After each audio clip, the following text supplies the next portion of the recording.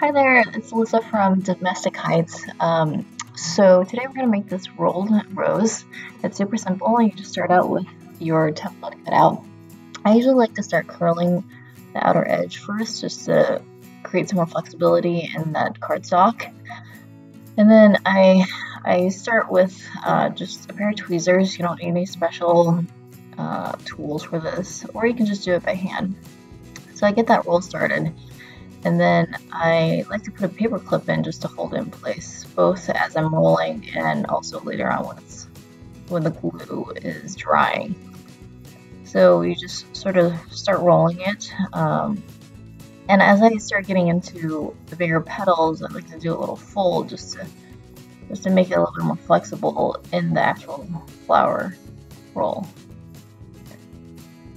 So as you can see, there's no fast or hard rules in terms of rolling. Just sort of try to keep it in place, but it's not the end of the world if it sort of unrolls a little bit.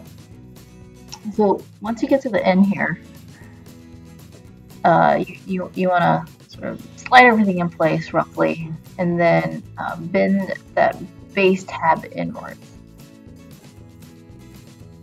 And then at this point, you can sort of unravel it a little bit so that the petals align, but that doesn't have to be done perfectly. I just like to do it a little bit.